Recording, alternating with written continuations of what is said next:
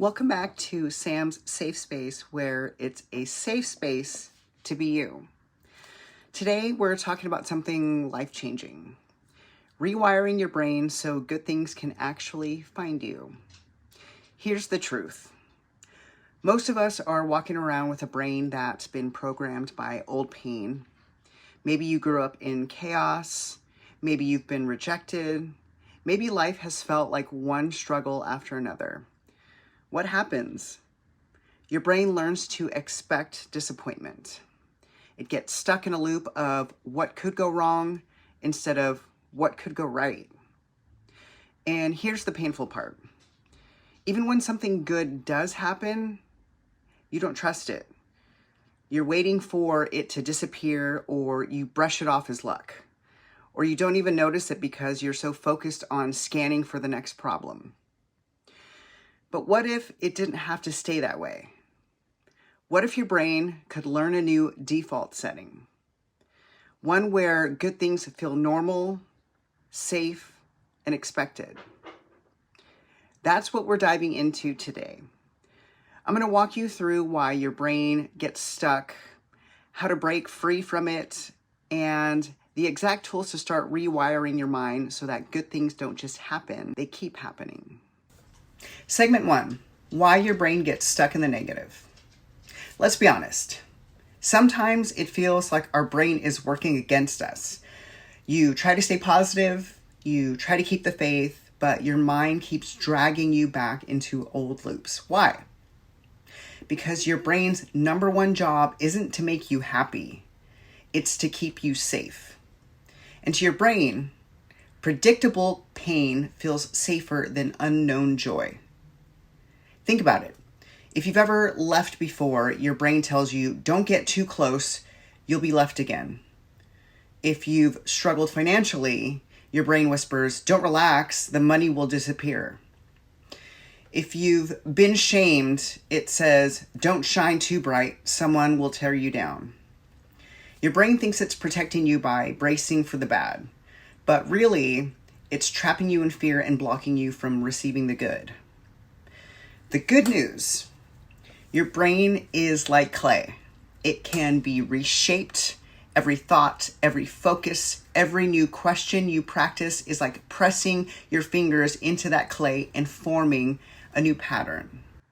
Segment 2, from affirmations to better questions. Here's where most people struggle. They've heard, just say affirmations. Things like, I am wealthy, I am loved, I am successful. But what happens? If deep down you don't believe it, your brain pushes back. You feel that little voice saying, no, you're not. Stop lying to yourself. That's why I love the shift to better questions. Instead of fighting yourself with a statement you don't believe yet, you invite your brain into curiosity, and your brain loves curiosity. It can't resist a question. When you ask questions like, why is money coming to me more easily? Or why do I meet the right people at the right time? Or even, why do good things keep finding me? Your brain immediately starts to search for evidence. It notices the small wins. It highlights the moments that line up with your question. And over time, your life starts to match the answers you've been asking for. That's the secret. You're not forcing positivity, you're retraining your focus. Segment 3, practical tools to rewire your brain. Here's where we get real and hands-on. If you want to rewire your brain, you need to daily practice. Think of it like going to the gym. You don't get stronger by lifting weights once. You get stronger through repetition. Here are my favorite tools. The first one is catch the old story.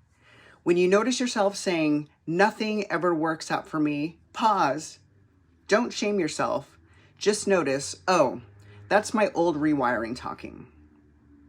The second is flip it into a better question. Instead of trying to override it with fake affirmations, turn it into curiosity. Why do more and more things keep working out for me lately? 3, look for proof. This is where the rewiring sticks.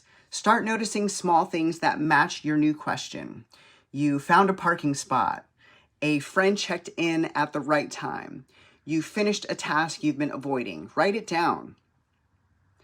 4, celebrate out loud. Don't just think it, say it. See, good things are happening to me. That celebration cements the moment into your brain. And 5, end the day in good things mode. Before bed, write down 3 things that happened. It could be as simple as, I laughed today, or I had a hot shower. Ending your day this way tells your brain, this is what we focus on now. Segment 4, what happens when you practice? When you start practicing this daily, catching your old thoughts, flipping them into better questions, and looking for proof, the changes sneak up on you. At first, it's clunky. You might feel like you're faking it. You'll ask yourself, why are good things happening for me? And your brain will laugh and say, they're not. And that's okay. That's just the old pathway talking. But the more you do it, the more you start to notice little shifts. One day you realize you didn't spiral over something that would have ruined your whole mood last year. You might catch yourself laughing more, relaxing more. You stop overthinking every text or worrying about every little thing that could go wrong. What's happening? You've started to build a new default setting. Instead of scanning for danger, your brain is now scanning for proof that life is working in your favor. Think of it like planting seeds. The first few days, you don't see anything. You're just watering dirt. But underground, roots are growing. And one day, a sprout breaks through. Then another. Suddenly, you've got a garden where there used to be weeds. And here's the wildest part. Where you shift your inner world, your outer world starts shifting too. People respond to your energy differently. Opportunities seem to show up at the right time. You feel calmer, safer, and more open to receiving. It's not that life suddenly becomes perfect. It's that you've trained your brain to see and hold on to what's good instead of letting it slip through your fingers. This isn't toxic positivity. You're not pretending bad things don't exist. You're just no longer giving them all the power. You're training your brain to also hold space for the good.